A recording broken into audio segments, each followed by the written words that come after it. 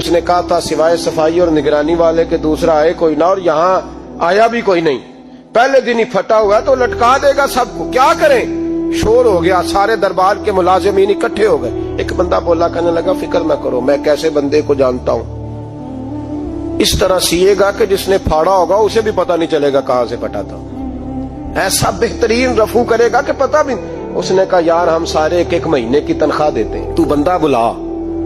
वो बुला लिया उसको, उसका नाम मोहम्मद रफूगर था। वो आया, उसको गद्दा दिखाया, उसका यार इस तरह सीना पता ना चले। उसने कहा फिक्र ही ना करो, मैं बड़ा कारीगर हूं। बड़े बड़े कारीगर लोग नहीं हमारे मुल्क में पाए जाते, कोई निशान छोड़ते हैं पीछे बड़े। अहमद रफूगर कहने लगा इस तरह सीऊंगा कि फाड़ने वाले को भी पता नहीं। उनका पैसे ले यार तू सी दे। उसने सी दी, अगले शाम ही ला के बिछा दिया गद्दा। तीसरे दिन बादशाह सलामत आए, आके पहली नजर गद्दे पे डाली। उसने बुलाया,